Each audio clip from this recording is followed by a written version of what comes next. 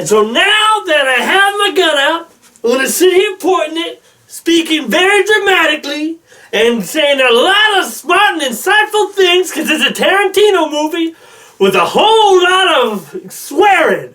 So get your over there, into the seats, and let's watch this review of The Hateful Eight. It's lazy time and we're gonna do a review. Yes, we're gonna review a black and white movies and comics too. Let's already watch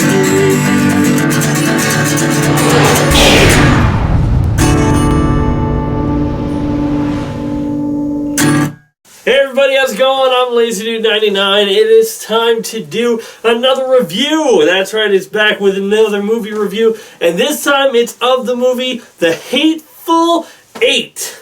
So The Hateful Eight starring Samuel L. Jackson, also starring Kurt Russell, and a bunch of other people whose names I can't all remember. But hey, Channing Tatum's in this.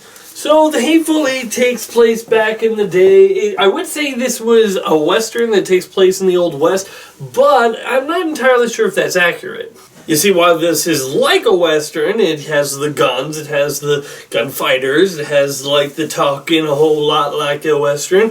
It's taking place in the mountains, and that, you don't really get the feel of a Western without it being, in a desert somewhere. But this takes place during that time period. It's after the American Civil War. There's still tensions between the peoples from both sides. And the story starts out with these two bounty hunters who meet up together, and they go to this one building that has a whole bunch of different people in it. And throughout the journey, we get a whole bunch of different things going on, different opinions, different stuff going on, twist stuff, swear words because it's a Tarantino movie, and of course, a lot of gore.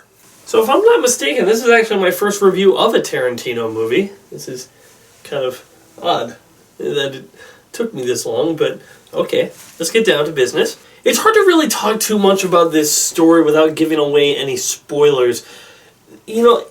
I don't want to give spoilers. This is a very interesting movie. You can, if you went into this movie and you didn't know it was a Tarantino film, after coming out of it, you'd say, man, that feels a really lot like a Tarantino movie.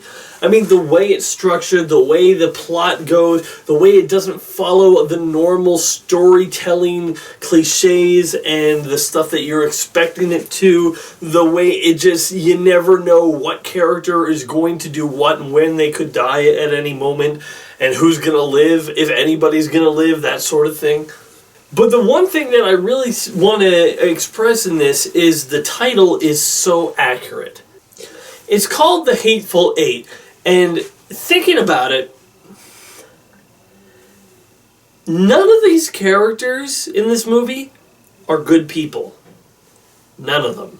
In the end, choosing a favorite character in this movie is basically just choosing the lesser of the evils. This person's a jerk, that person's a jerk, that person's a racist, this person did something horrible in their past, this person did something horrible right now, this person is doing this. I think what sets a regular movie apart from a Tarantino movie is the fact that the Tarantino movie's dialogue feels so natural, but it is also setting stuff up to happen later in a movie, or to be, set up for a character arc for something to happen later, but it doesn't feel like it is. It doesn't ever feel like this is setting up this, or this character is going to die because they said this.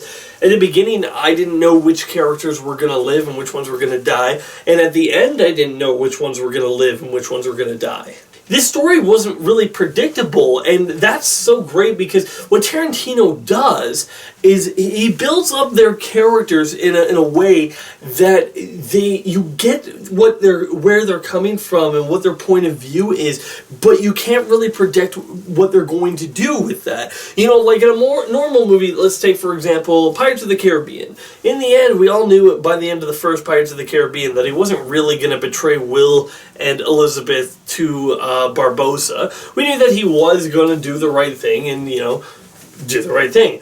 But in here, you got characters who are like, well, are they going to do the right thing? They don't necessarily seem to be a good person, because as I said, none of them are good people. But that doesn't mean they're not enjoyable people. We got Samuel L. Jackson, who plays a bounty hunter, and I really enjoy him. You know, but in the end, he's kind of the one you're rooting for, because out of all of the characters, he's at least objectionable. He's the one that, in the end, you like him the most out of everybody else. Not to say that the other characters aren't bad or unlikable. What the thing with them is that they are entertaining, that they are fun to watch, that they are not necessarily, though, good people to watch.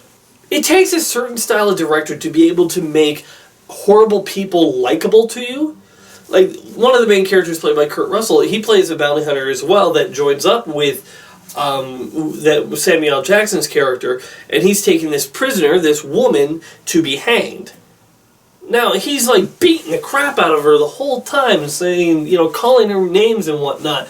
And yet, I still kind of like him. I'm not somebody who supports abusing women, and even prisoners. I don't support abusing prisoners. But he's written in a way that makes me laugh at him, laugh at what he does, enjoy the moments that he is in and how they use the character to influence the story. Tim Roth in this film, he plays one of the people in this cabin that everyone is in, and I'm just going to make a little confession here. I thought this was Christoph Waltz. I mean, just look at this. We got, here's a picture from Christoph Waltz from Django Unchained, and here's Tim Roth in this. Is it that big of a coincidence that I confuse the two? They look identical. But I would like to thank one of my subscribers for pointing that out, and it's a good thing he did, because I went on for like a couple of minutes saying, oh, it'll be a cold day in hell when we don't see Christoph Waltz in a Quentin Tarentino movie, and when he wasn't even in this one.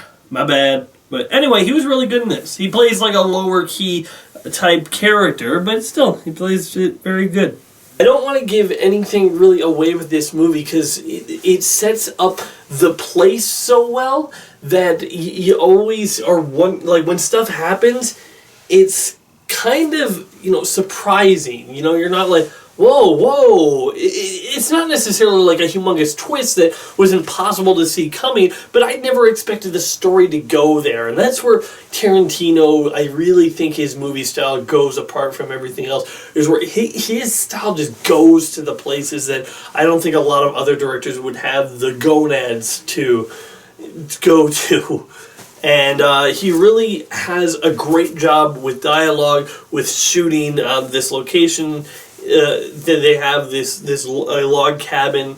They use it to their full advantage, how they have everyone enclosed, and that they have these characters, you know, play off of each other really well, and all their motivations is, you know, entertaining. They're all thoroughly enjoyable. That, you know, the mystery of what's going on had me thinking throughout the whole thing, and I was like, oh boy, I wonder who did this. Maybe this character did this. Maybe these things aren't even connected. And then when you find out, you're like, oh, okay, well, this makes it really interesting. The ending is a bittersweet ending, like most Tarantino movies are, but in the end, I actually really like this movie quite a bit. I don't really need to go into this spoiler part for this review, because while there are stuff to talk about in the spoilers part, I don't really think I can really comment on anything of them. I think like my biggest criticism of this movie is sometimes the pacing can go on a little long, and like those opening credits, they just were on one thing slowly panning out, and I was just like,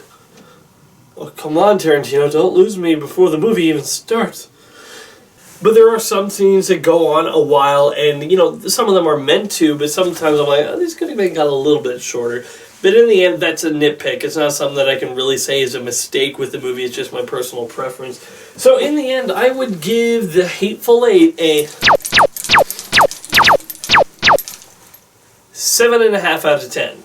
It is a very good movie.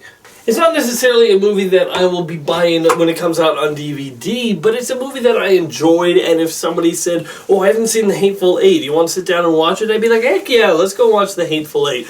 It's one of those movies where I may not necessarily be able to watch it again by myself and get everything out of it again, but it's one of these types of movies that I would love to see it with somebody else watching it for the first time and see what their reaction is. So that's basically all I have to say. Hateful Eight gets a thumbs up from me. Thanks for watching, everybody. Adios. Be sure to check out more of my other videos on my channel, and wait for more coming soon.